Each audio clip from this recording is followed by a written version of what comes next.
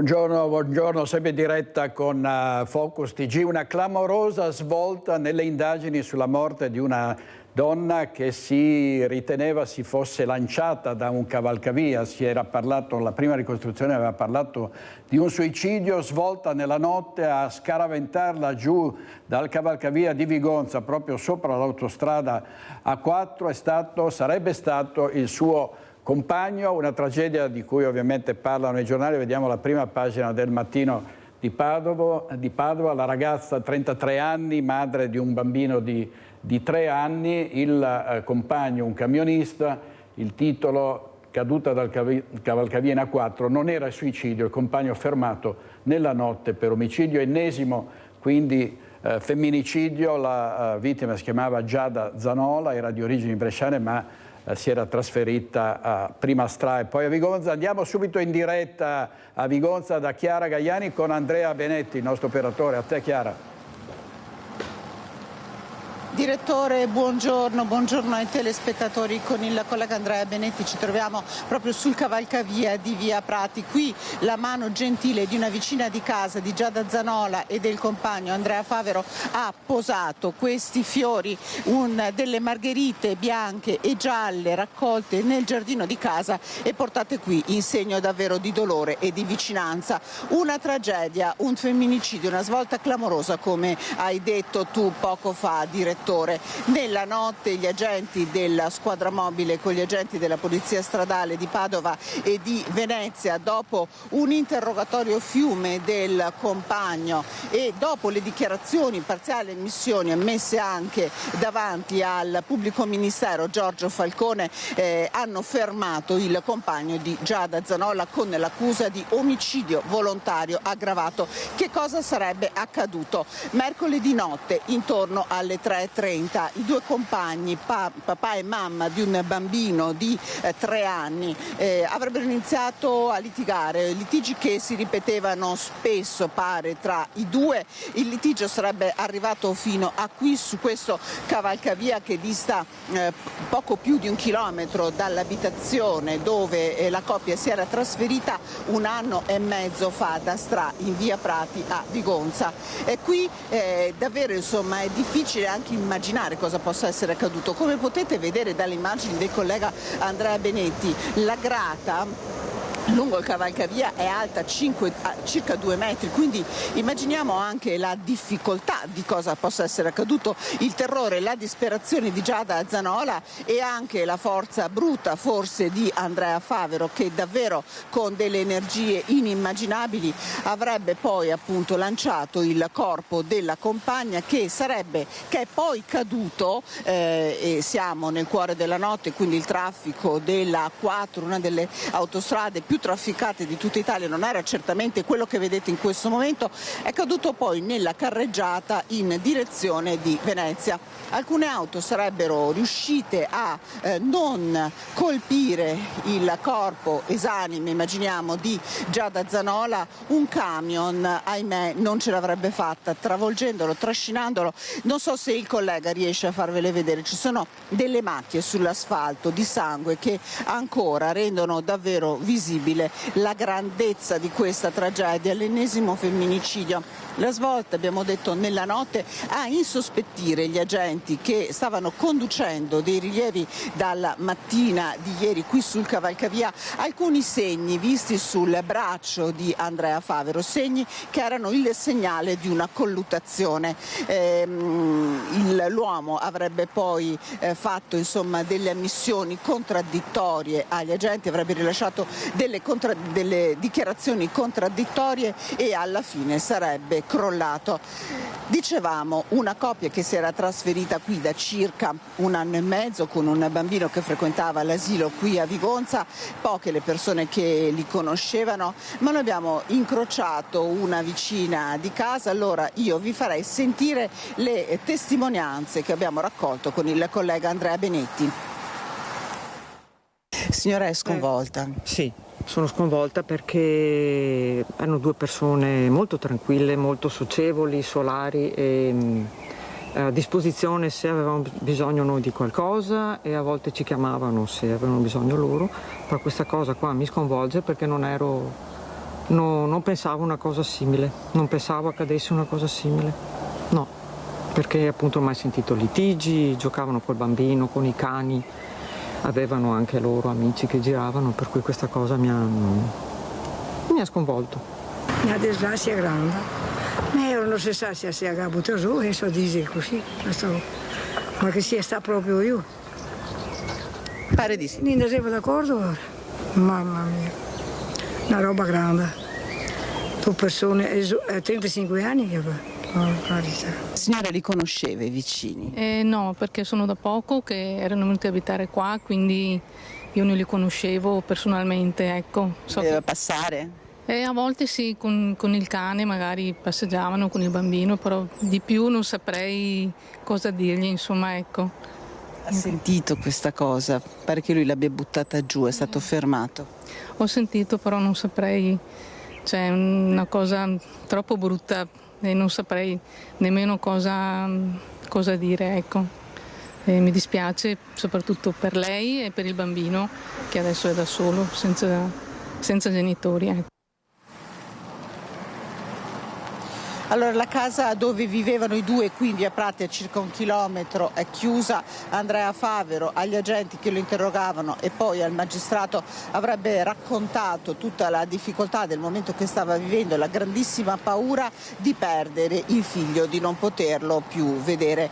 Giustificazioni che certo su cui ovviamente continueremo a restare, cercheremo di capire che cosa è accaduto qui, soprattutto come ha fatto, perché lo ripeto, ancora io non mi capacito, sono qui da qualche ora, direttore, qui siamo a 2 metri, è vero che c'è una sorta di appoggio, insomma, una sorta di primo gradino, però davvero riuscire a gettare il corpo di una donna da qui è una cosa di una mostruosità incredibile, purtroppo, di cui difficilmente anche in questo momento mi sto rendendo conto, e purtroppo storie di questo genere ne stiamo raccontando davvero troppe in questi ultimi mesi, direttore. Sì, Chiara, intanto volevo sottolineare appunto la ricostruzione che hai fatto, che è molto pertinente, poi vedremo davvero come si saranno svolti i fatti. Da vecchio cronista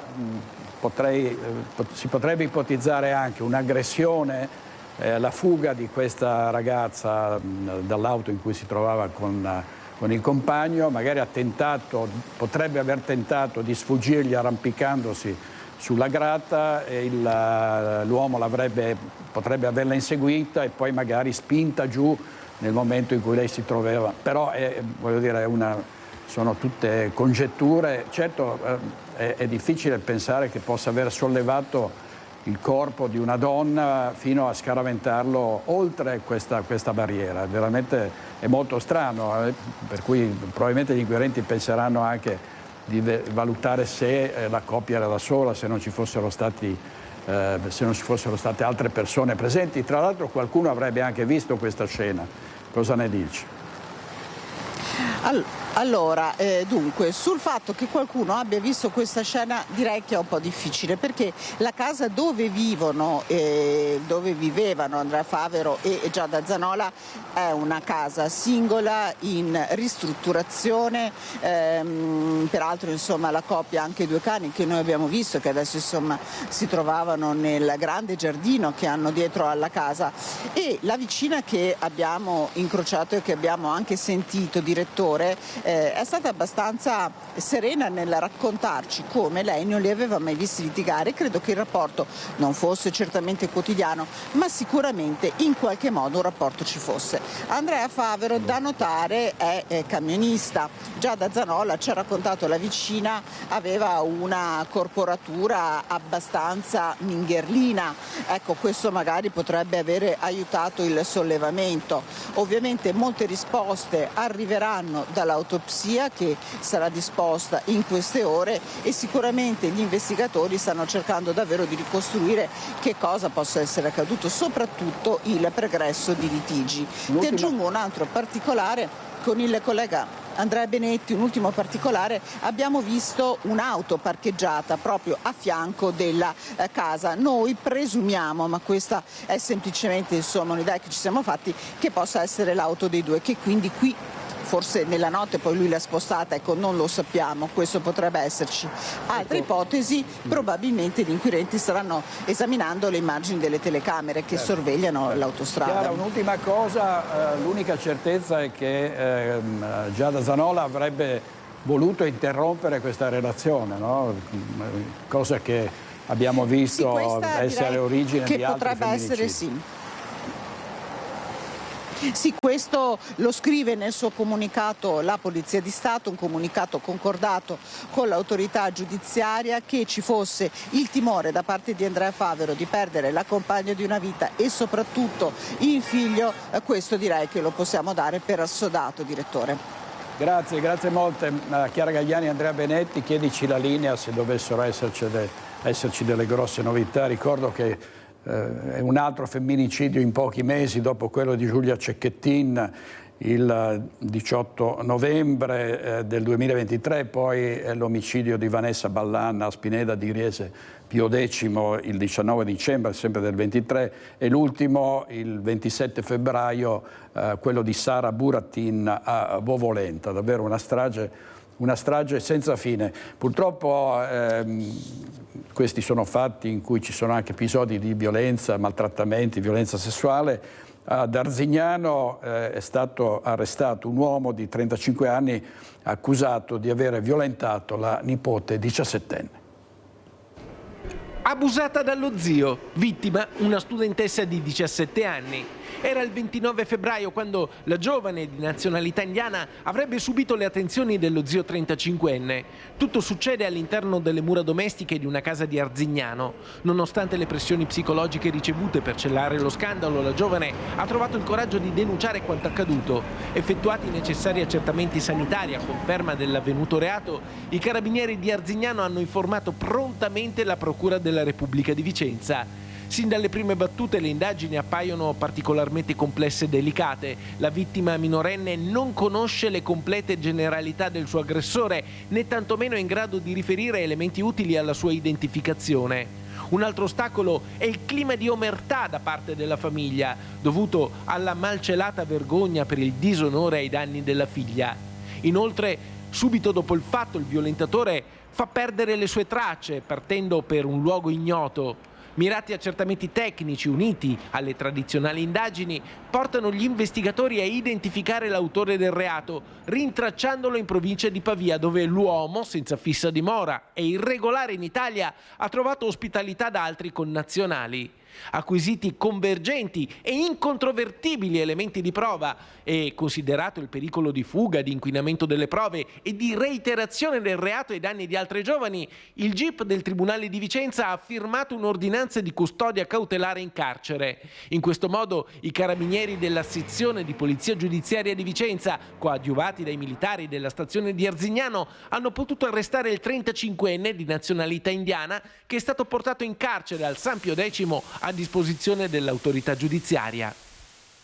Visto di Carlo Alberto Inghilleri, il delitto di Anica Panfile, 31enne romena che era stata trovata morta un anno fa su un'ansa del Piave. Il sospetto è che la donna potrebbe aver assunto la cocaina a sua insaputa o che fosse stata costretta ad assumerla dal suo assassino. La certezza è che la donna nel sangue aveva un'elevata quantità di cocaina. Fra le ipotesi della procura, quella che la vittima possa essere stata drogata a sua insaputa. Per questo sono stati effettuati ulteriori esami ed accertamenti. Anica Panfile, la 31enne romena, fu trovata morta in un'ansa del Piave a Spresiano il 23 maggio 2023 da un pescatore. Per il delitto della donna è in carcere il suo ex datore di lavoro, Franco Battaggia, l'ultima persona che l'ha vista viva. Secondo le indagini degli investigatori, il giorno in cui Anica incontrò l'uomo, i due, dopo aver avuto un rapporto sessuale, avrebbero iniziato una lite poi degenerata. Il 77enne imprenditore nel settore ittico l'avrebbe colpita, soffocata e poi avrebbe gettato nel canale della Vittoria il corpo. L'autopsia accertò una quantità rilevante di droga Troppa per averla assunta lei stessa? Gli esami eseguiti non hanno però potuto accertare se la donna avesse assunto spontaneamente o meno lo stupefacente. Adesso andiamo in diretta a Venezia da Ilaria Marchiori e dal nostro operatore Simone Merlo, perché ci sono stati molti furti in tante aziende del nord-est. Sono stati individuati e fermati 7 cittadini rumeni. A te Ilaria. Buongiorno direttore, buongiorno ai nostri telespettatori. Questa mattina all'alba, su delega della Procura della Repubblica di Venezia, i carabinieri del nucleo investigativo del comando provinciale di Venezia hanno dato esecuzione a 7 ordinanze di custodia cautelare nei confronti di 7 cittadini rumeni che erano indagati con l'accusa di furto aggravato commessi in varie aziende del nord-est. Le perquisizioni di questa mattina sono state eseguite tra Veneto, Lombardia e anche la Romania. Questi episodi di furti risalgono al periodo che va tra febbraio e novembre 2022 e per ora i furti accertati sono 23, di cui uno tentato verso vari depositi ma anche magazzini di merce di aziende commerciali, in particolare di abbigliamento ma anche accessori di prodotti firmati, e tra l'altro cagionando un danno stimato di 1.130.000 euro. Inoltre sono state deferite all'autorità giudiziaria altre 3 persone, di cui 2 indagate solamente per aver partecipato comunque con ruoli marginali, mentre un terzo per il reato di ricettazione continuata. Cosa è successo però nel frattempo, mentre si indagava? Che 5 persone sono rientrate nel proprio paese d'origine e quindi gli investigatori si sono dovuti appoggiare alle autorità rumene, che sono state attivate a quel punto per l'organismo di cooperazione internazionale. Le persone che invece erano rimaste qui sono state portate rispettivamente nei carceri di Bergamo e di Venezia di Santa Maria Maggiore. Per ora questi gli esiti dell'operazione eseguita dai carabinieri del nucleo investigativo provinciale di Venezia. Qui da Venezia restituisco la linea allo studio. Grazie Ilaria Marchiori e Simone Merlo davanti al Tribunale di Venezia. Parliamo ancora purtroppo di baby rapinatori e per fortuna queste bande che fanno molti danni soprattutto si accaniscono su ragazzini della loro età vengono fermate grazie alle forze dell'ordine. I carabinieri di Treviso hanno identificato e denunciato una di queste bande, 5 minori, uno di loro ha 13 anni, l'appello alle vittime è quello di denunciare sempre. Sono ragazzini che si dedicavano a rapine di giubbotti, cellulari, scarpe, lasciando sempre in branco, no? Quindi dimostrando come sempre di essere dei piccoli vigliacchi, un branco contro una sola vittima. Sentiamo.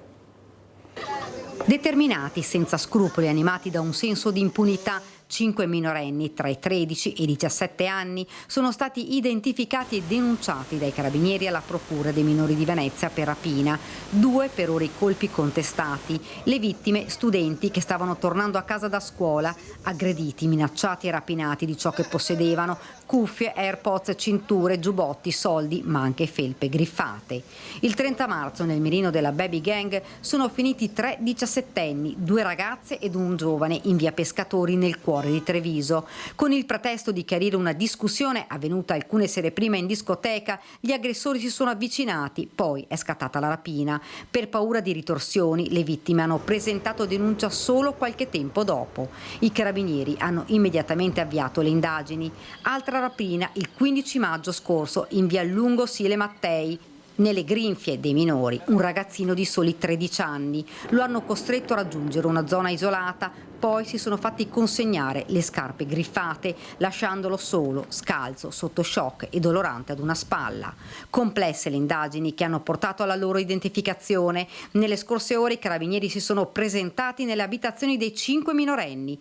perquisite le case, recuperati gli indumenti che indossavano durante i colpi e materiale ritenuto importante. Fondamentali sono state le immagini delle telecamere di videosorveglianza, ma non solo. Alla stessa maniera la presenza sul territorio e l'identificazione quotidiana di quanti più ragazzi possibili, aggiunto anche a quello che è il controllo dei social al loro in uso.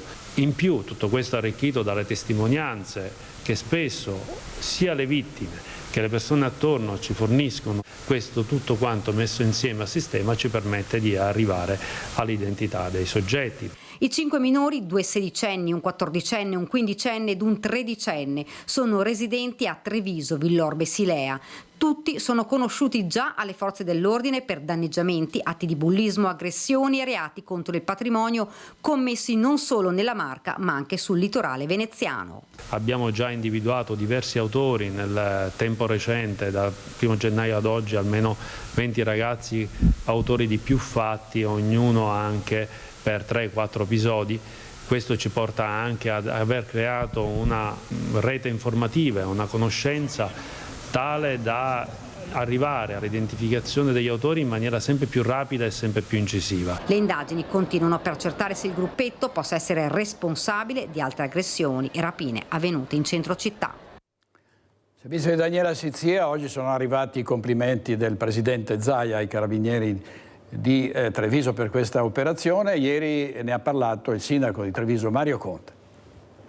Nella città di Treviso ci si comporta bene e certi comportamenti, certi atteggiamenti non sono in alcun modo accettati e giustificati, e quindi questi minori che si sono resi protagonisti di episodi legati a rapine, violenza, minacce, ora dovranno rispondere dei loro comportamenti davanti a un giudice, e spero che lo facciano anche i loro genitori assumendosi le responsabilità di questi comportamenti. Il disagio giovanile che si manifesta attraverso questi comportamenti purtroppo è un tema che va affrontato con grande sensibilità, attenzione e responsabilità, mettendo in campo progetti di ogni tipo, sociale, sportivo, culturale, attraverso l'associazionismo, attraverso il volontariato, attraverso anche il servizio civile per questi ragazzi che adesso dovranno rispondere di questi comportamenti e saranno condannati ad una pena. Ecco, io spero che accanto alla pena ci sia anche l'obbligo di partecipare all'attività sociale mettendosi a disposizione delle persone che sono maggiormente in difficoltà, per capire cosa significa solidarietà, per capire cosa significa fratellanza, per capire quelli che sono i veri valori della vita. Ricordate una ricetta di Adriano Panatta, era quella di prenderli a calcioni, se n'era parlato qualche settimana fa. E sono quasi tutti minorenni i bulli che hanno tormentato coetanei a Portogruaro, anche qui entravano in azione, sono stati identificati, sanzionati con fogli di via e divieti di accesso in determinati luoghi. Vediamo. Non solo angherie e soprusi verso i coetanei. Secondo le forze dell'ordine, una mezza dozzina di giovanissimi avrebbe anche derubato le proprie vittime. Per questo il commissariato e la stazione Carabinieri di Portogruaro hanno notificato complessivamente 6 misure di prevenzione nei confronti di un maggiorenne e 5 minorenni. Al maggiorenne è stato notificato un foglio di via obbligatorio dal comune di Portogruaro della durata di 2 anni. I provvedimenti a carico dei minorenni sono 3 avvisi orali e 2 divieti di accesso e stazionamento per ragioni di sicurezza in determinati luoghi della città della durata di 1 anno. Le misure disposte dal questore di Venezia Gaetano Bonaccorso, pur di carattere amministrativo, limitano la libertà di movimento, con l'obiettivo, si legge in una nota, di tutelare i minori, sia le vittime che gli autori dei fatti contestati, che potranno riflettere su valori fondamentali come il rispetto delle regole e per gli altri. Abbiamo aperto il servizio di Filippo Fois, abbiamo aperto con questa notizia, vediamo la prima pagina del Mattino di Padova, vedete un altro femminicidio, questa donna, questa ragazza di 33 anni caduta dal cavalcavia in A4, non era suicidio, il compagno fermato nella notte per omicidio, il compagno Favero si chiama ed è un camionista, pare che abbia messo alle strette, abbia confessato di averla scaraventata giù dal cavalcavia. Su questo fatto abbiamo sentito anche il questore di Padova, Marco Odorisi. Sì, purtroppo siamo qui a commentare l'ennesima tragedia, questa volta la vittima è una giovane mamma di 34 anni, un'altra vittima è il figlio della coppia di appena 3 anni e a loro va il mio pensiero. Sicuramente un fenomeno, una piaga, la definirei, sulla quale tanto è stato fatto, ma ancora tanto c'è da fare, tanto impegno da parte di tutti. Quella che inizialmente si presentava come un'ipotesi suicidiaria, di suicidio, man mano che gli investigatori sia della polizia stradale che della squadra mobile della scientifica raccoglievano gli elementi, non collimava appunto con l'ipotesi di un suicidio. È stata anche ricostruita la cosiddetta vittimologia, ovvero sia è emerso nell'ambito del rapporto di coppia una relazione che ormai era tossica, una relazione che stava per concludersi, con episodi sfociati poi in violenza non solo verbale ma anche violenza fisica, sino praticamente al tragico epilogo dell'altra notte alle 3:30. E quindi ieri sera le prime parziali ammissioni, tanto che il pubblico ministero si è recato negli uffici di polizia, quindi c'è stato l'interrogatorio, al termine del quale, sussistendo appunto gravi, precisi e concordanti indizi di reità in ordine al reato di omicidio volontario aggravato, il pubblico ministero ne ha disposto il fermo, che è stato eseguito dai poliziotti che lo hanno portato quindi in carcere. La ragazza aveva denunciato qualcosa, qualche violenza in precedenza? Anche qua, sempre nell'ambito della cosiddetta vittimologia, non c'erano state segnalazioni né in ambito domestico familiare né da vicini, quindi un epilogo abbastanza, diciamo, inatteso, così è, ripeto, tragico. Quest'ora di Padova, Odorisio. Andiamo avanti con la cronaca, avremo altri collegamenti tra poco. In regia oggi Mattia Pizzaia con Francesca Pezzo e vediamo una rissa a Mogliano Veneto. Un uomo è finito in ospedale, i carabinieri hanno identificato una decina di persone che saranno deferite all'autorità giudiziaria. Una discussione, una lite per futili motivi degenerata in una rissa. Una quindicina le persone coinvolte fra i 23 e i 46 anni, alcune armate di cocci di bottiglia. Il fatto è avvenuto alle 3 del mattino del 25 maggio scorso in via Marconi, a Mogliano Veneto. Uno sguardo, una parola di troppo nei confronti di una ragazza e in un attimo è scoppiato il caos. Una persona con tagli sul corpo è dovuto ricorrere alle cure dei sanitari in ospedale. Immediata la segnalazione ai carabinieri che hanno avviato le indagini per ricostruire quanto accaduto e soprattutto i responsabili della lite. Grazie alle telecamere di videosorveglianza, 10 persone, tutte residenti in zona, 3 stranieri, il resto italiani, sono state identificate e denunciate per rissa. E ci sono persone che vengono colpite dai ladri ma anche decine di volte, non si ritrovano impotenti di fronte a questi reati contro il patrimonio e a volte si ritrovano anche di fronte. È la storia a Caldogno di un bar razziato dai ladri per la 10ª volta in 16 anni. Hanno divelto la porta i ladri e portato via le monete dalle slot, oltre a sigarette e altri generi alimentari. Il gestore ha detto a Luisa Bertini: siamo esasperati. Hanno divelto la serratura della porta d'ingresso e scardinato la grata della porta interna del locale. Siamo a Caldogno e per il bar Enal si tratta del 10° furto subito in 16 anni, in cui oltre alle monete delle slot sono stati portati via sigarette e dolciumi. Siamo venuti qua, la signora che ci dà una mano al mattino, alle 5:30 mi ha chiamato che non riusciva a aprire la porta d'entrata.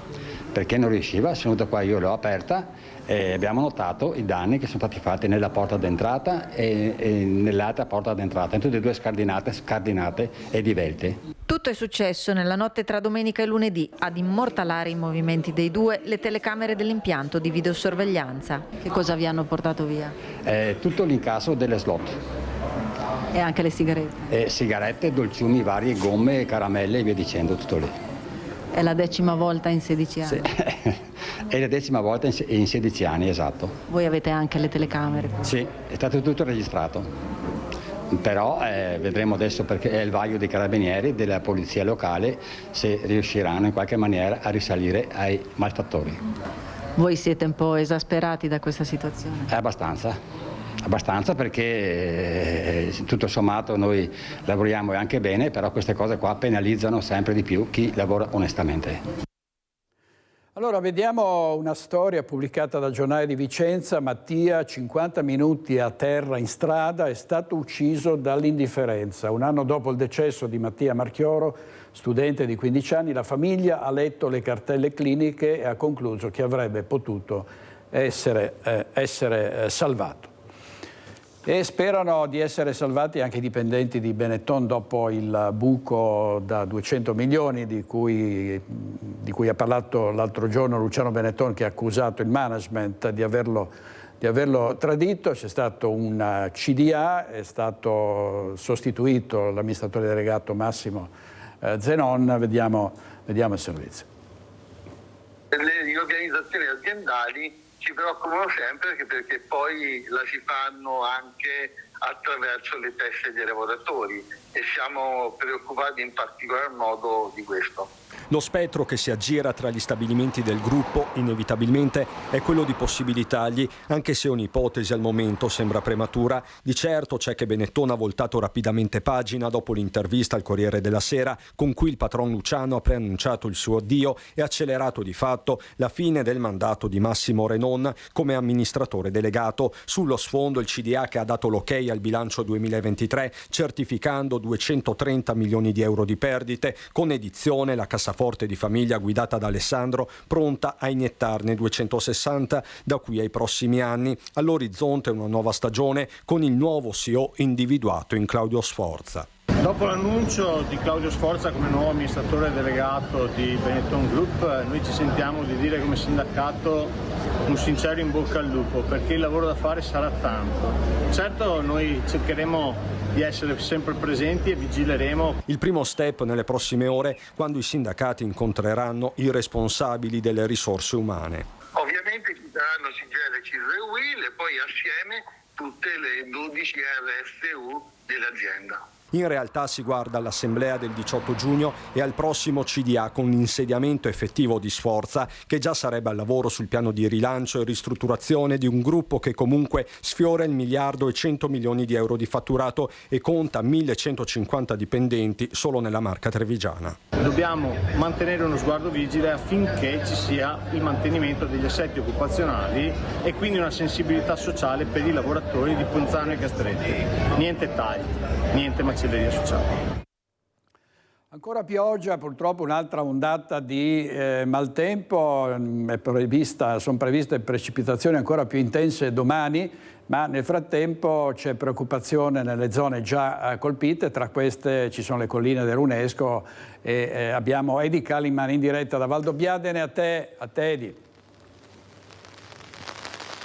Direttore, buongiorno. Hai detto bene, io sono a Valdobbiadene, nella zona del territorio delle colline UNESCO. Dietro di me vedi la macchina dell'AVAB, la squadra antincendio che di antincendio si occupa di fatto, ma che in realtà sta agendo sul territorio. Sono in compagnia di Cristian Tessaro, coordinatore AVAB Valdobbiadene. Buongiorno Cristian, siamo qui perché c'è un territorio molto colpito da frane, smottamenti, un territorio fragile, già provato dalle piogge delle scorse settimane, frane e smottamenti. Noi ne vediamo una qui. Cristian, cosa ci puoi raccontare rispetto a questo, in questo territorio che di fatto con queste continue piogge comincia a far paura?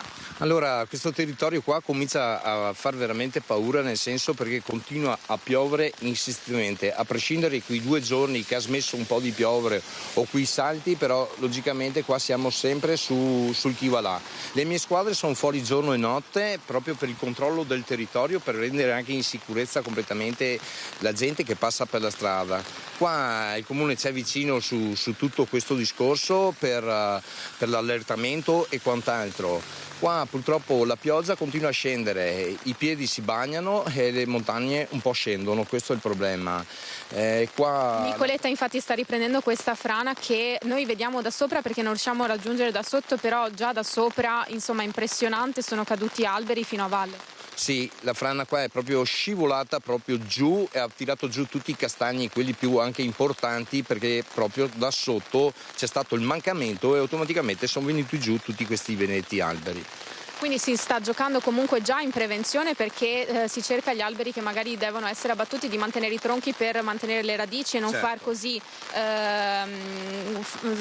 far di fatto franare il territorio, ma tutto questo non sta bastando, un clima che non lascia tregua a questo territorio. Questo qua è un clima che io ho visto qua negli ultimi 10 anni. Negli ultimi 10 anni si sta cambiando proprio radicalmente. Una volta c'erano queste grandissime piogge, però il terreno riusciva a prendere sta benedetta acqua. Adesso su questo periodo qua l'acqua non riesce più a defluire come devono essere defluiti. Io dico che devono fare tanta pulizia anche sul discorso tombini e canali laterali delle strade, perché se ci sono degli alberi o delle foglie o quant'altro, o rami all'interno, logicamente vanno a ostruire le tubazioni, e le tubazioni dopo logicamente vanno a buttare acqua in strada e la strada butta giù sul terreno. Direttore, noi ci stiamo spostando brevemente 2 passi proprio qui a piedi sulla curva, perché ci raccontava Christian prima che il territorio è un territorio appunto già provato, un'allerta diramata dalla regione di allerta gialla per il rischio idrologico, ma di fatto qui noi stiamo vedendo anche un problema idrogeologico, cioè queste frane, questi smottamenti. Christian, prima ci dicevi è una frana che di fatto sembra piccola, ma piccola non è, perché comunque arriva sopra un territorio, una frana molto più consistente. Sì, difatti come vedete questa qua è una tra le più piccoline e difatti qua sono stati tagliati il discorso degli alberi, però lasciando proprio il tronco un po' più alto, che possano avere la possibilità di ripartire questi beni castagni. Logicamente sotto c'è il discorso di tutte le radici, il castagno ha anche una bella superiorità di radici che riesce a mantenere il nostro terreno abbastanza fermo, però neanche tutto questo non basta, perché qua siamo su una terra non rocciosa ma bensì molto credosa, quindi la creda finché è asciutto, la creda è dura come il cemento, quando comincia a bagnarsi diventa sabbia, bravissima, come il pongo, e quindi sul pongo non ci costruisci niente, perché giustamente non c'ha fondamento. Allora, AVAB, che sta facendo un lavoro enorme per cercare di salvare questo territorio, come state agendo anche in virtù di questo allarme diramato? Allora, noi non è che possiamo avere la bacchetta magica di poter riuscire a sistemare le frane.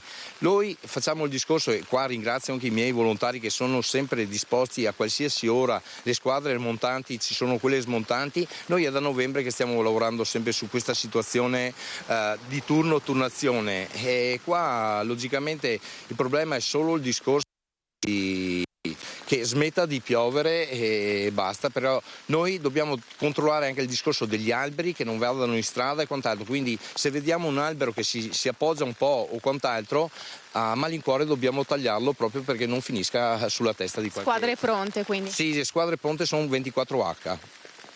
Anche per questi 2 giorni soprattutto su questi 2 giorni saranno ancora più complicati. Io mi auguro che la perturbazione cambi il sistema, però non ho paura che non la danno tanto bella. Preoccupazione insomma in queste zone, direttore. Io con Nicoletta Rizzetto, con queste ultime immagini di questi alberi sradicati, ti restituirei la linea. Grazie Edi, grazie a te, a Nicoletta Rizzetto, e a tutti i volontari che stanno svolgendo un'opera preziosissima, sono davvero insostituibili in queste circostanze, e ci sono stati grossi danni anche in provincia di Treviso, e il presidente della provincia di Treviso, Stefano Marcon, dice soltanto per sistemare le strade e le scuole serviranno 2 milioni, adesso bisogna anche risarcire i privati.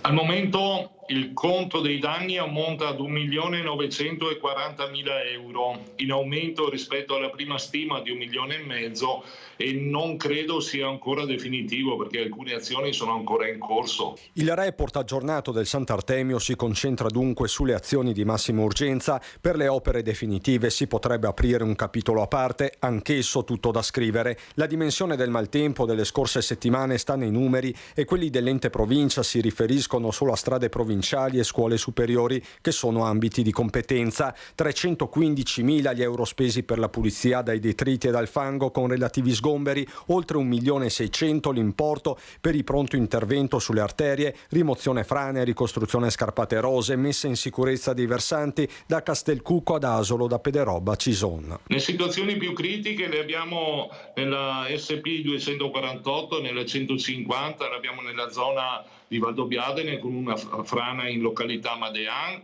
ne abbiamo nella zona della strada provinciale 1 Mostacin e quindi in quel di Monfumo. Sono situazioni che sono state messe in sicurezza, però fabbisognano di un ripristino e di un lavoro importante per consolidare quei tratti stradali in modo tale che non patiscano nel futuro rischi di crollo. La speranza, che è anche messaggio politico, è che i livelli superiori intervengano sia a favore degli enti che dei cittadini colpiti. L'auspicio è che vengano messi a disposizione nel più breve tempo possibile dal livello governativo i fondi per ristorare i danni ai tanti cittadini e alle tante imprese colpite dall'evento alluvionale, e speriamo che vengano in qualche modo ristorati presto. Nel frattempo l'acqua è defluita nelle valli moscenighe e in tutta l'area a ridosso del Fratta Gorzone, siamo nel Padovano. Drammatica la situazione delle aziende agricole, le semine della stagione sono tutte da buttare via, sono rovinate.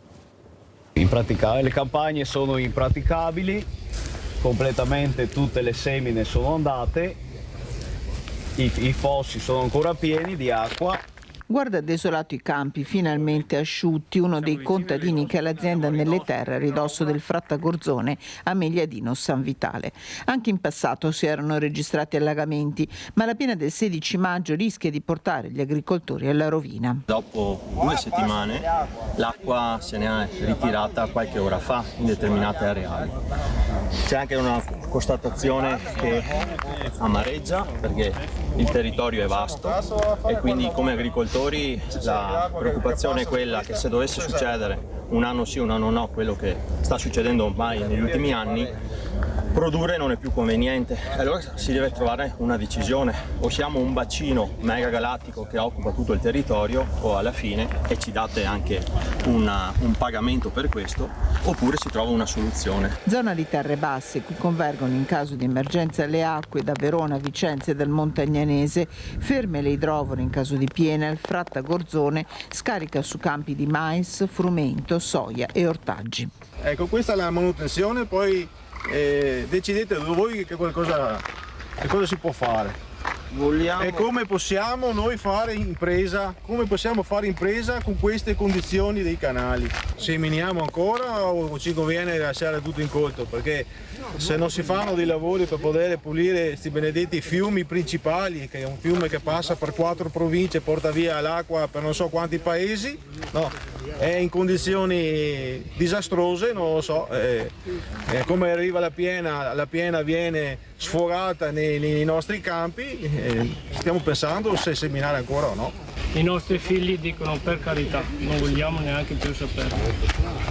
Questa è la realtà ad oggi, non si sa il futuro come sarà. Ok, va bene, ciao.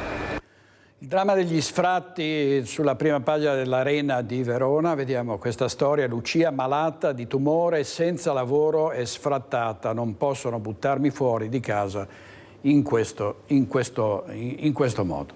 Vediamo anche, parlando di sanità, c'è stata a Venezia una manifestazione per protestare contro l'allungamento dei tempi delle liste d'attesa.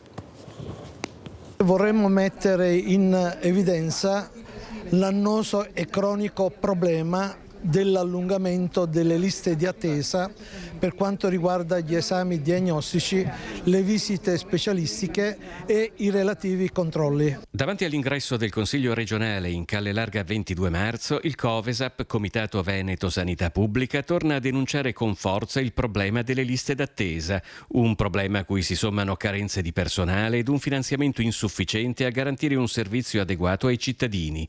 Oriana Zaltroni è arrivata a Venezia da Schio. Soprattutto l'accesso costretto alle strutture private per avere le prestazioni è una cosa molto, molto pesante, è un problema molto sentito dalla popolazione. Lino Di Sano arriva da Feltre. Conosco molte persone che sono nelle cosiddette liste d'attesa e che stanno aspettando da parecchio di poter fare una prestazione. Per chi si trova in difficoltà con le liste d'attesa, il Covesap sta attivando sportelli d'assistenza per aiutare a veder garantito il proprio diritto alle cure. I ricorsi che effettuiamo noi tramite PEC del movimento stanno avendo esiti positivi e soprattutto rispetto al fatto che c'è una circolare della Regione che impone a tutti i direttori delle aziende USL di rispettare la legge 124 del 1998 che dice che qualora ci sia un allungamento del codice di priorità del medico prescrittore, l'azienda deve far fare la prestazione tramite visita intramoenia. C'è stata una mobilitazione anche davanti alla sede della direzione dell'ULSS 2, una manifestazione organizzata dalla CGIL, al centro le graduatorie per gli operatori sociosanitari in attesa di assunzione.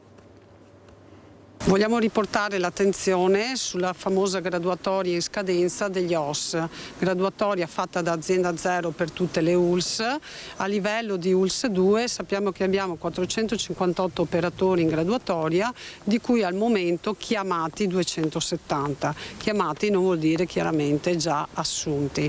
Sit-in davanti a Villa Carisi degli operatori sociosanitari in graduatoria da quasi 2 anni e in attesa di assunzione. C'è chi lavora in cooperative, chi in RSA, la maggior parte donne. Secondo la CGIL all'appello per quest'anno mancano una 50 di OS. Il presidio è stata l'occasione per ribadire le preoccupazioni e le richieste del sindacato. Primo, che queste persone si troveranno comunque a rifare un altro concorso. La seconda è che comunque per mesi noi non avremo una graduatoria da cui attingere. Ti abbiamo chiesto una proroga a gran voce alla Regione di questa graduatoria, come è già stato fatto anche da altre regioni. Ma non c'è solo il nodo OS. Abbiamo la graduatoria degli infermieri che di fatto è già scorsa tutta, quindi entro settembre non avremo più personale da assumere. Abbiamo altre graduatorie come quella degli amministrativi che è in scadenza, dove c'è ancora personale da chiamare.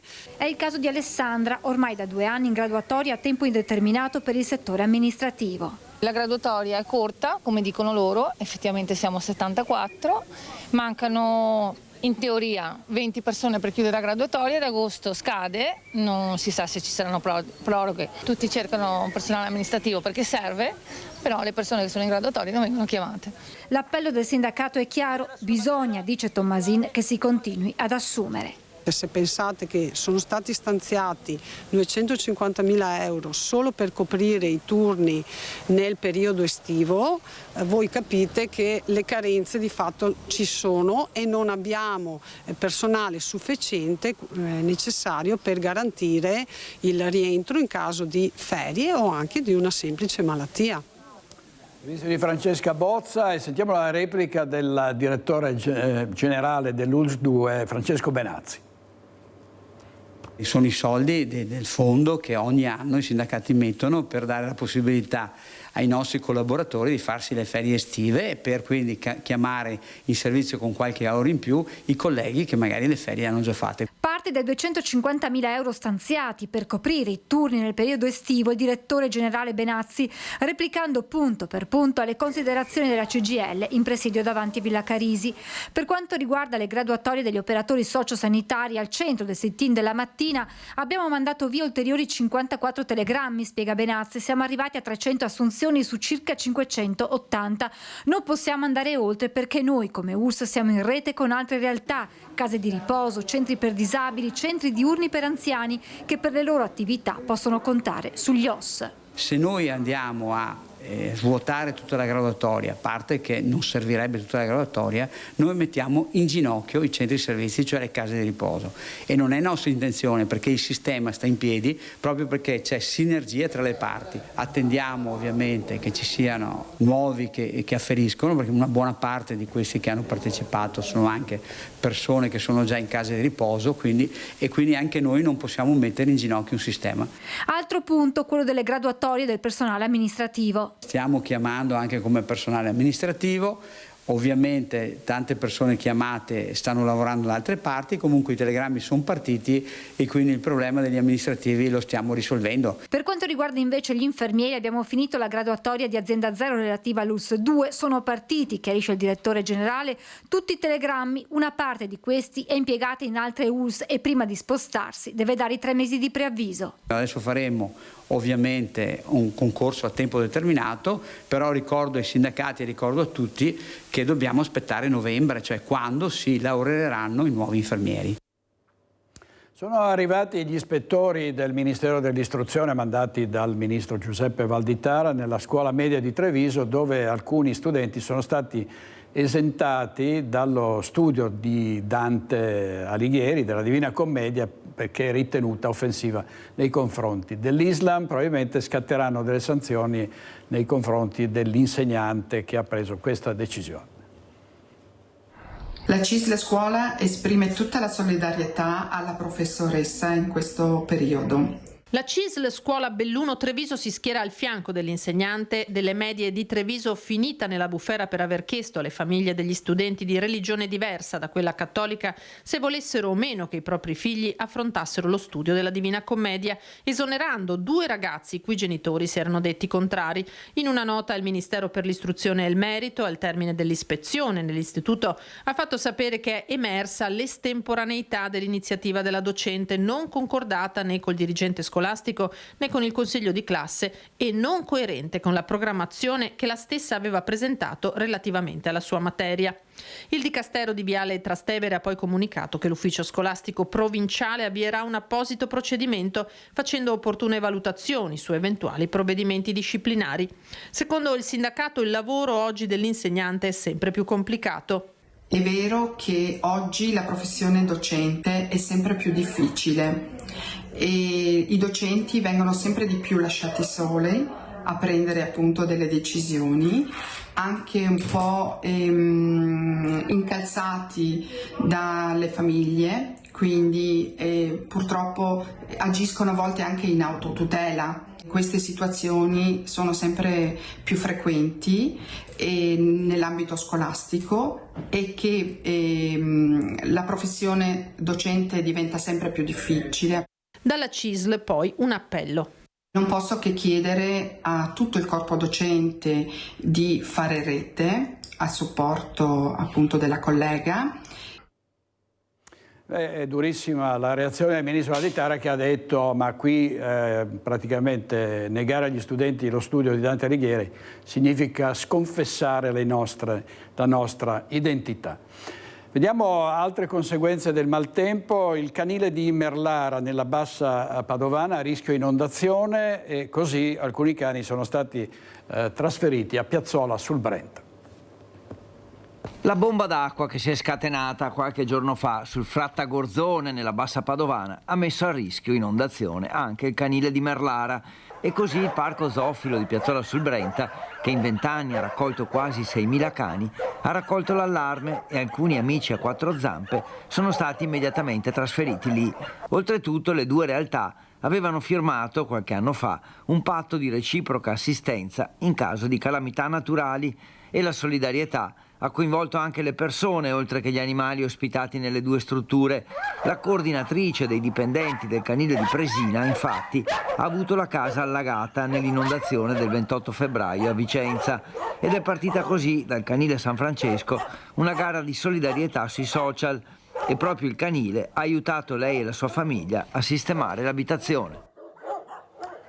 Andiamo a Marghera, dove è tornata la mobilitazione contro la costruzione di nuovi inceneritori e sabato pomeriggio c'è stata una manifestazione a Mestre contro i progetti che, secondo i comitati, peggiorerebbero le condizioni di un'area già molto inquinata. Porto Marghera non deve essere la pattumiera del Veneto, è uno degli slogan coi quali il Comitato No Inceneritori rinserra le fila in vista della manifestazione di sabato pomeriggio a Mestre. Nel mirino ci sono i progetti di Veritas, 3 forni per smaltire oltre 150.000 tonnellate di rifiuti e fanghi all'anno e di Eni Rewind, 2 forni per bruciare 190.000 tonnellate all'anno di fanghi inquinanti dei depuratori del Veneto. 1° giugno abbiamo indetto una grande manifestazione popolare qui in città a Mestre, quindi l'appuntamento alle 15:30 in stazione dei treni, e la manifestazione è contro gli inceneritori di Eni e di Veritas che vogliono costruire a Porto Marghera, che sono 2 impianti molto pericolosi, ma anche per la richiesta della messa al bando dei PFAS. L'area di Venezia continua a pagare un conto drammatico in termini di vite umane e di degrado ambientale, sostengono al Comitato, ricordando un recente studio dell'Istituto Superiore di Sanità, secondo il quale la popolazione intorno a Porto Marghera si ammala e muore di più per cause legate all'inquinamento ambientale, più 18% per le donne, più 22% per gli uomini rispetto alla media regionale. All'opera di sensibilizzazione e denuncia del Comitato si sta affiancando un fronte che cresce parallelo. Il Patriarcato di Venezia si è espresso contro, l'Istituto Superiore di Sanità ha bocciato la valutazione di impatto sanitario di Eni, abbiamo pubblicato gli articoli che parlano della sottoscrizione di 70 medici a una lettera indirizzata a Zaia per far valere il principio di precauzione. Per annunciare la manifestazione che sabato partirà alle 15:30 dalla stazione di Mestre, i no inceneritori hanno scelto il municipio di Via Palazzo. Le posizioni con il comune sono lontanissime. A Mestre hanno fatto una manifesto contro gli inceneritori, tutta la parete intera, cioè questo si può fare da mattina a sera, questa sarebbe l'arte e la pittura. La realtà è che il termovalorizzatore di Marghera è il più avanzato d'Italia.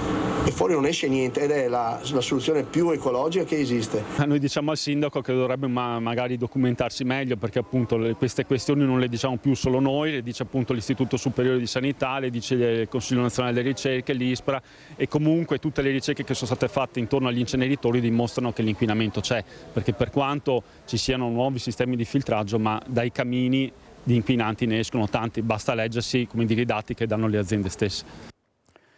Allarme nel mondo per le dichiarazioni del segretario della NATO Stoltenberg, sostenute anche dal presidente francese Macron, secondo cui l'Ucraina dovrebbe, con le armi fornite dall'Occidente e anche dall'Italia, attaccare Mosca sul suolo russo. Ieri all'inaugurazione del Salone Nautico di Venezia all'Arsenale, il ministro degli esteri Tajani ha detto: serve prudenza, nessun soldato italiano sarà mai mandato in Ucraina. Vediamo.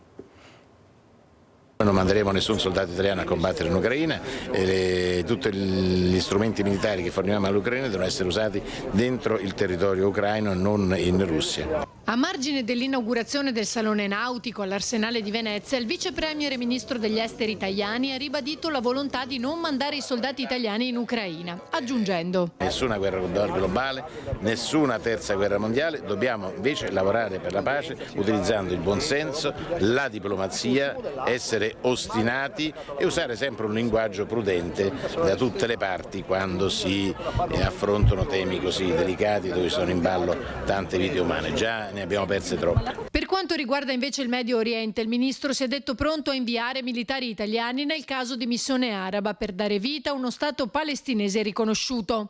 Intanto dobbiamo bloccare la guerra, siamo per un cessate il fuoco immediato, per liberazione degli ostaggi israeliani e per portare aiuti alla popolazione civile palestinese. Prossima settimana partiranno gli aiuti italiani del progetto Food for Gaza con la Croce Rossa, la Mezzaluna Rossa, la FAO e il programma alimentare mondiale. Poi siamo pronti, se ci sarà una missione delle Nazioni Unite a guida araba, a dare un contributo anche di uomini per preparare il nuovo Stato palestinese che dovrà riconoscere Israele ed essere riconosciuto da Israele. L'obiettivo è la pace con 2 popoli e 2 Stati. Durante l'inaugurazione del Salone Nautico presente anche il presidente veneto, che si è rivolto al ministro Tajani augurandosi che si possa trovare quanto prima una soluzione a questi conflitti. La nostra regione, ha detto, ha una bandiera con 1100 anni di storia, è l'unica che porta la scritta pace. Vorremmo che i carri armati tornassero negli hangar e scendesse in campo la diplomazia. Questi focolai di guerra devono essere risolti con la diplomazia. Hemingway diceva che la guerra è il contesto nel quale gli uomini peggiori mandano a morire gli uomini migliori. Lavoriamo per difendere gli uomini migliori. Andiamo in pubblicità e poi torniamo e parleremo tra l'altro anche dell'autonomia tra poco.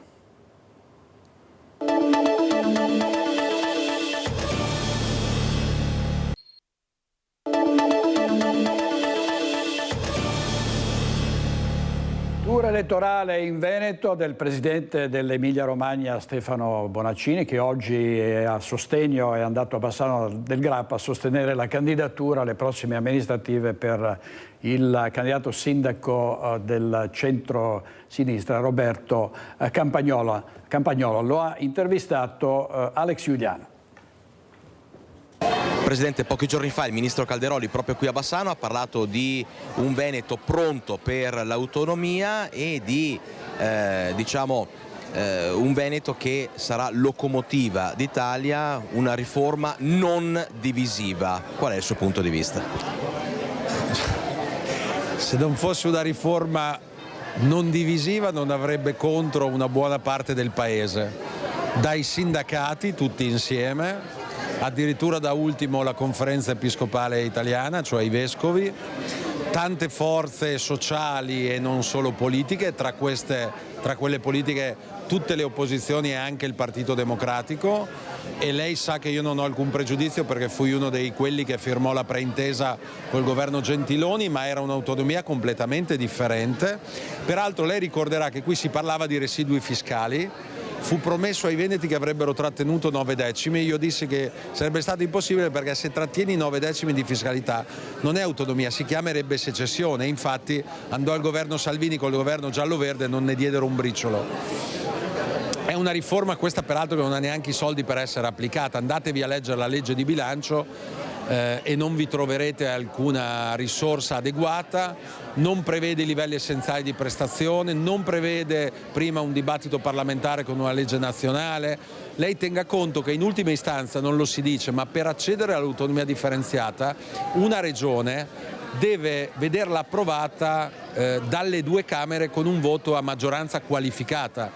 E i veneti, per quanto importanti e tanti, rappresentano una regione che ha poco più di 5 milioni di abitanti e quindi ha meno di 1/10 degli abitanti del paese, quindi la gran parte di coloro che devono votare non sono parlamentari eletti al di là dei partiti di provenienza da questa regione. Io credo che sia un bluff da un lato e uno scambio con il premierato di Fratelli d'Italia dall'altro. E guardi, è ben clamoroso, perché io ho fatto per quasi 6 anni presidente della Conferenza delle Regioni Italiane e quelli di centrodestra del Sud erano nettamente contrari all'autonomia. Oggi in privato ti dicono che non la condividono, ma poi in pubblico fanno buon viso a cattivo gioco. Dall'altra la Lega è sempre stata contro il premierato, che peraltro la riforma che propone Meloni non ha eguali in nessuna democrazia occidentale, va addirittura a indebolire ulteriormente la figura più apprezzata agli italiani, che è quella del Presidente della Repubblica. È uno scambio, io credo se ne farà niente, ma in ogni caso non è questa l'autonomia di cui avevamo bisogno. Lei pensi che potenzialmente potremmo avere 20 pubbliche istruzioni diverse? Questo fa ridere il mondo. Senta, a lei non piace parlare di modello emiliano, però ci sono comunque dei tratti in comune fra Emilia e Veneto, fra Emilia Romagna e Veneto, e ci sono delle tematiche su cui è importante approfondire la questione. Una su queste è la sanità. Qui in Veneto ci sono delle criticità. Ci sono criticità dappertutto perché il governo Meloni, e allora però bisogna che tutti quelli della Lega alzino la voce insieme a me, il governo Meloni sta tagliando sulla sanità pubblica. Quando Giorgia Meloni dice che mette il fondo più alto di sempre, dice la verità, ma è una grandissima banalità, perché io è il 6° governo con cui collaboro in questi 10 anni di presidenza e Renzi, Gentiloni, Conte 1, Conte 2, Draghi avrebbero detto la stessa cosa di Giorgia Meloni, perché siccome ogni anno poco o molto il fondo nazionale aumenta, chiunque se n'è andato prima di lei avrebbe detto la stessa cosa. Quindi è una banalità, anche perché non è da lì che vedi se vuoi investire sulla sanità pubblica, è col costo reale l'andamento della vita, del costo della vita del paese. Nel 2020 col Conte 2 il rapporto tra spesa pubblica in sanità del paese e PIL era il 7,4%, col governo Meloni è crollato al 6,3%, quest'altro anno arriverà al 6,1%, è il peggiore tra tutti i 27 paesi dell'Unione Europea. Ma sa perché? E dovrebbe inquietare gli elettori di destra veneti, che se gli chiedi sta migliorando o peggiorando la sanità pubblica, ti rispondono mediamente tutti, mi raccontate, no? Lo chiedo in giro, peggiorando, perché hanno in testa il modello lombardo. che è un modello che è poca sanità territoriale, mentre bisogna spingere su ospedali di comunità, case di comunità, assistenza domiciliare, ed è un modello che per oltre metà è privato. Allora noi dobbiamo dire ai cittadini, anche chi ha votato Lega e Meloni in Veneto, ma che non ha magari un conto corrente bancario così importante, che andremo sempre più con le scelte del governo di destra, di cui fa parte però anche la Lega, verso un modello che è quello delle vecchie mutue, che furono precedenti alla riforma di quella santa donna che fu Tina Anselmi, che prima ministro donna della Repubblica Italiana, nel 78 fece approvare una riforma a quel Parlamento che introduceva il sistema sanitario nazionale. Andremo verso un sistema paese in cui chi avrà un'assicurazione privata in tasca o chi ha un conto corrente bancario alto potrà curarsi.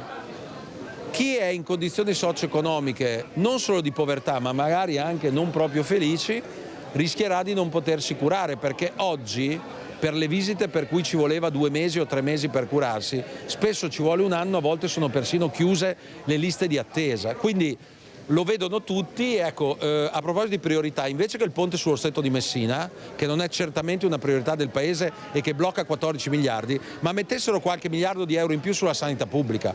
Questa è una grande battaglia, noi andremo in Europa insieme ad Alessandra Moretti anche per difendere questo, e se vinciamo a Bassano, come io credo ci siano tutte le condizioni di vincere, sarà un segnale anche a un governo che sembrava non avere problemi e rivali nella crescita continua dei partiti di riferimento, e sarebbe un grande segnale perché verrebbe da una grande città veneta che, proprio per la posizione geografica in cui ci troviamo, sarebbe un messaggio a tutto il governo. Così Stefano Bonaccini, intervistato da Alex Giuliano sul ponte di Bassano. Intanto la Lega però va avanti, tira dritto sull'autonomia. Ieri alla Camera dei Deputati ha respinto le preclusioni dell'opposizione il Presidente della Commissione bicamerale per l'attuazione del federalismo, Alberto Stefani. Sentiamo il suo intervento. Leggo con stupore il contenuto delle pregiudiziali al disegno di legge sull'autonomia differenziata, un disegno di legge che si pone nel pieno solco della Costituzione e che anzi trova la sua legittimazione giuridica proprio nell'articolo 116, comma 3 della stessa Costituzione, così come introdotto dalla riforma del titolo V votata dal centro-sinistra nel 2001. Un disegno di legge che tra l'altro è stato autorizzato la cui presentazione è stata autorizzata dal Presidente della Repubblica il 23 marzo del 2023. Una firma che, come ci ricorda la dottrina giuridica, come ci ricordava già Einaudi nel 1956 nel suo scrittoio del Presidente, non è una firma meramente materiale, ma è la sede anche per rilevare eventuali motivi di incostituzionalità. È un disegno di legge che è estrinsecazione dell'articolo 5 della Costituzione.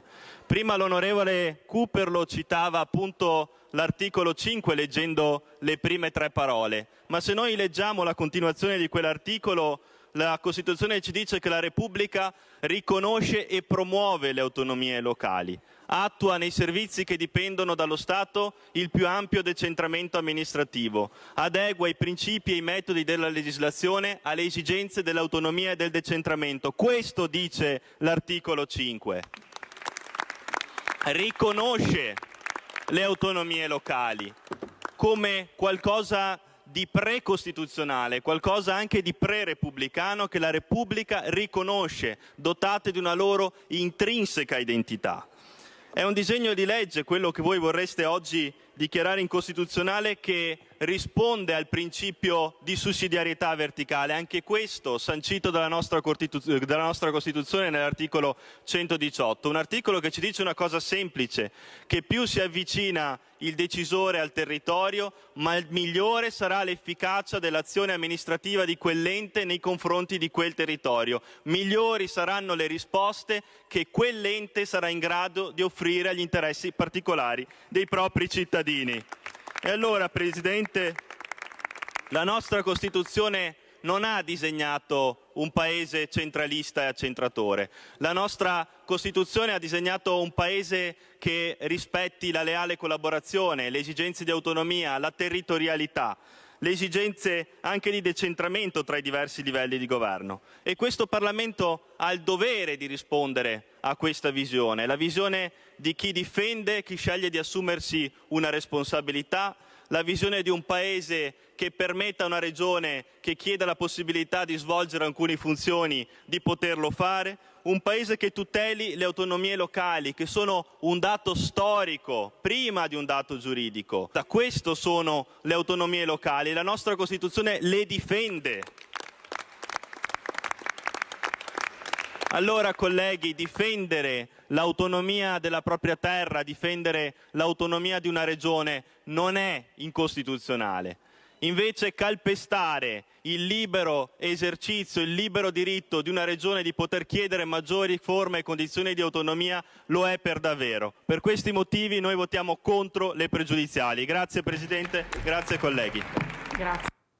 E questo allora era Alberto Stefani, deputato della Lega, presidente della Commissione bicamerale per l'attuazione del federalismo. Intanto torniamo a Bassano del Grappa, dove abbiamo sentito prima Stefano Bonaccini a sostegno di Roberto Campagnolo. La sanità è al centro della campagna elettorale anche per quanto riguarda il centrodestra. Sentiamo Fratelli d'Italia. La campagna elettorale 2024 a Bassano fa rima con sanità. Rime stonate se si parla dei tanti problemi della sanità locale. Rime incrociate se si parla della volontà palesata prima dai cittadini e adesso dalla politica di unire la voce della gente all'impegno per una sanità migliore.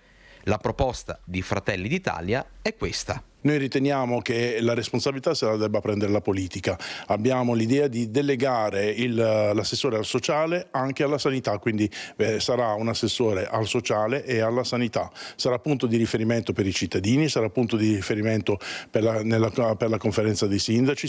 Tuttavia, spulciando le proposte della coalizione a sostegno di Elena Pavan, emerge un dato: la mancanza proprio del tema sanità all'interno del loro programma.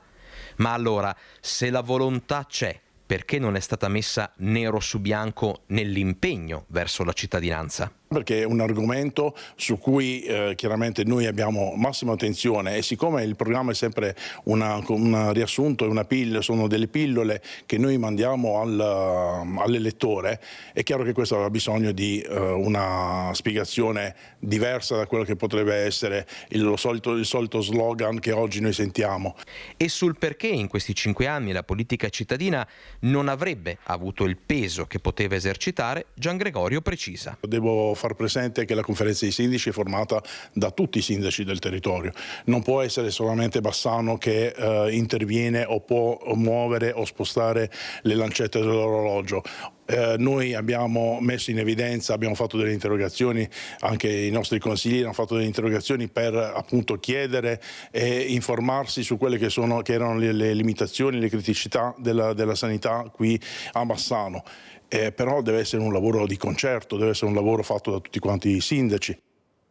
E sempre a Bassano la Democrazia Cristiana con Luigi D'Agro, Democrazia Cristiana che sostiene il candidato Nicola Finco insieme a Lega e a Forza Italia, incalza la sindaca uscente a concentrarsi di più sulla sanità e sul sociale. Il tema del sociale è stato fin da subito centrale nei programmi dei vari candidati.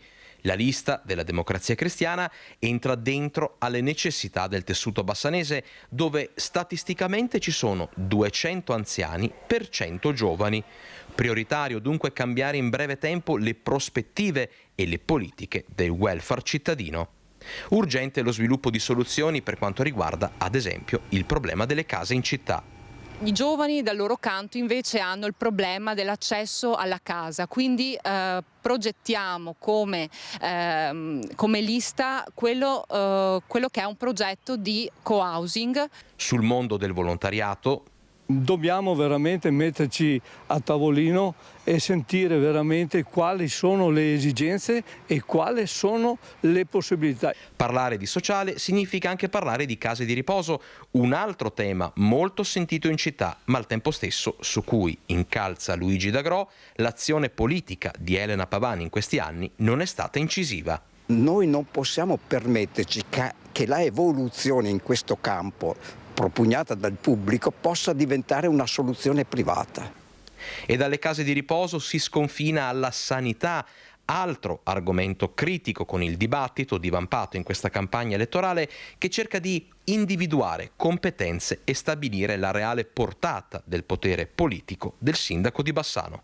Ognuno a casa propria ha competenza in ogni campo. In una città c'è il governare processi complessivi dei cittadini. E tanto per intendersi, Bassano, capo comprensorio, probabilmente anche capo o mezzo capo dell'ASD, ha una potenza di fuoco notevole attraverso la conferenza dei sindaci. E Dio mio, le liste d'attesa che ci sono a Bassano, nonostante tutto quello che si dica, sono drammatiche.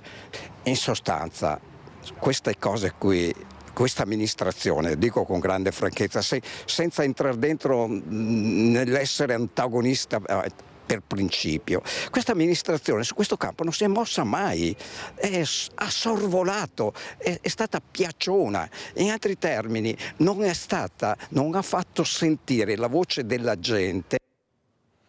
E chiudiamo questa parte, questo cerchio della politica bassanese con Roberto Marin. Spazi negati, spazi inutilizzati, occasioni mancate. In questi 5 anni, secondo Roberto Marin, l'amministrazione Pavan ha fatto troppo poco riguardo il patrimonio pubblico della città. I patrimoni incompiuti li definiscono Impegno per Bassano e Azione, quello storico, sociale, scolastico, dei servizi, del verde pubblico e il patrimonio umano. L'analisi del candidato sindaco parte dalla storia e dalla sua eredità, non valorizzata appieno in questi anni. Dal Palazzo Bonaguro alla Chiesetta delle Grazie a tanti altri spazi come il Polo Museale Santa Chiara, su cui abbiamo un progetto ben preciso. Ci sono tutta una serie di immobili da rigenerare. Sul sociale le idee sono definite. Riprendere in mano il programma di razionalizzazione e sistemazione delle case popolari, 286 case popolari di cui 110 sfitte da rigenerare, la casa di riposo di Villa Serena da rifare, sostanzialmente anche logisticamente da sistemare, magari con un'altra programmazione, ma dare una risposta rispetto a una casa di riposo pubblica che la città si merita. Abbiamo poi il patrimonio dei servizi che è fatto naturalmente di tutta una serie di immobili su cui anche qui bisogna fare un programma a lungo termine. Penso a tutta la cittadella della giustizia, dal vecchio tribunale naturalmente al tribunale, e sapere finalmente avere una risposta certa rispetto al suo utilizzo. Poi il tema dell'implementazione dei parcheggi con lo sviluppo di un'area camper al parcheggio Gerosa, per finire con la riqualificazione del verde pubblico, con la volontà di abbinare sicurezza e maggiore legame con il turismo, senza dimenticare le malghe e i boschi di Rubbio. Un focus anche sulle scuole e sulla rivalutazione del patrimonio umano di 300 dipendenti comunali. Altri 2 minuti di pubblicità e torniamo da voi.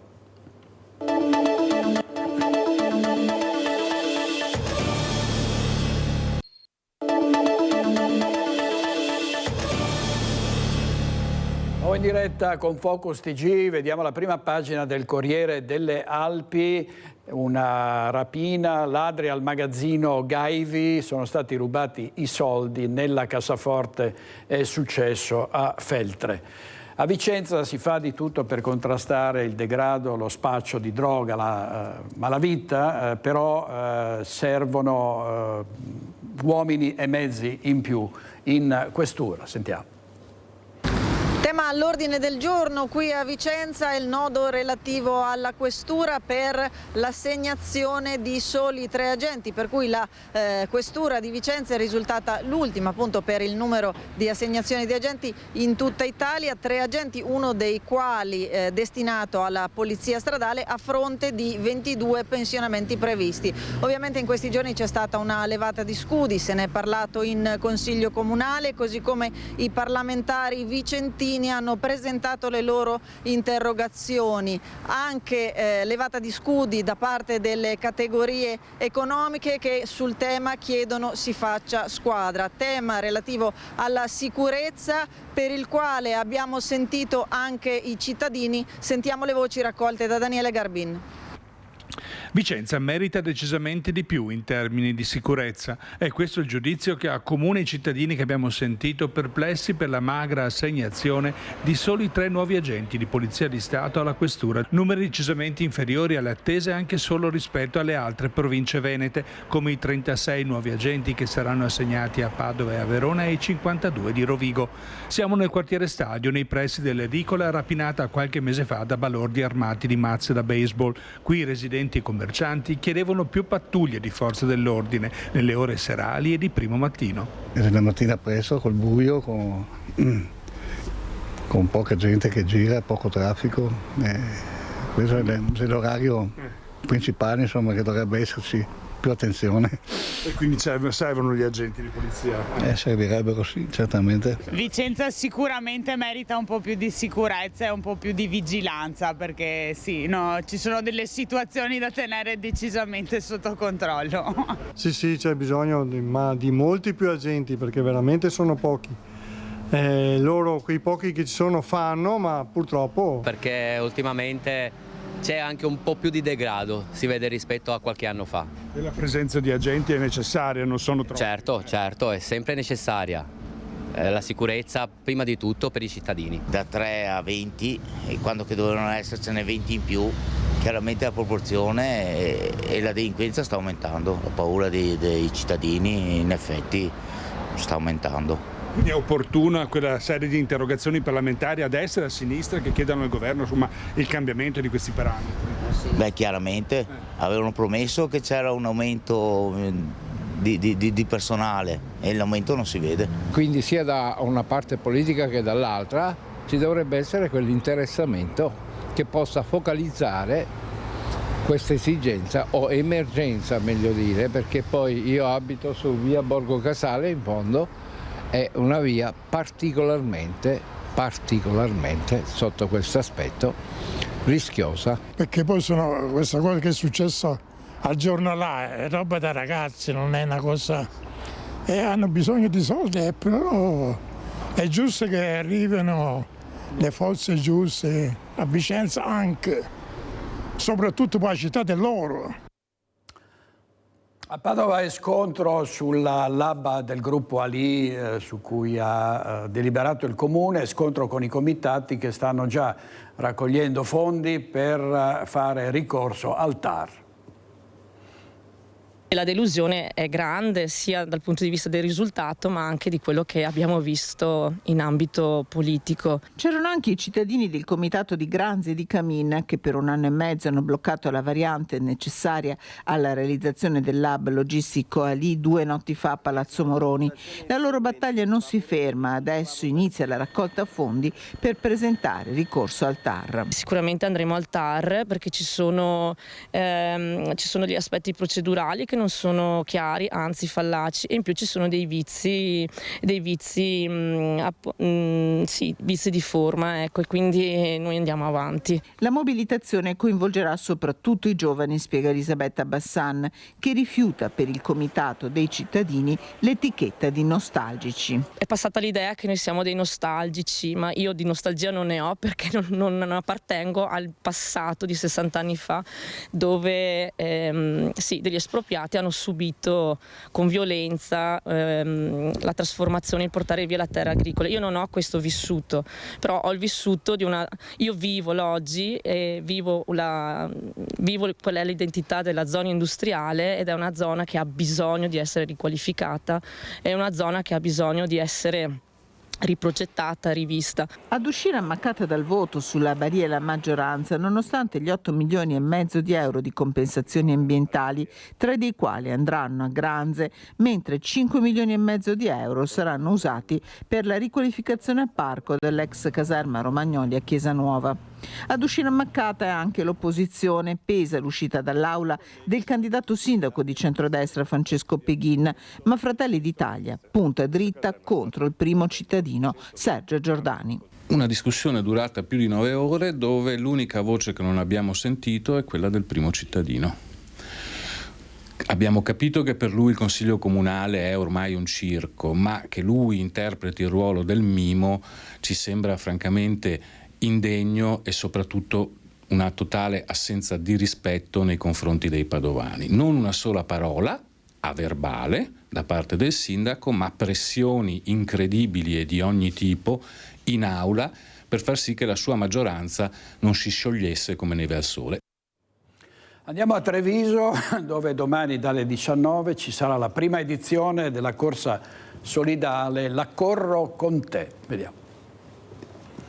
L'iniziativa nasce proprio perché noi da sempre cerchiamo un contatto con la comunità, cerchiamo che il territorio partecipi alle iniziative, ma partecipare alle iniziative vuol dire partecipare alla vita dell'ADVA, partecipare a quello che ADVA ogni giorno fa, cioè prendersi cura delle persone che sono fragili.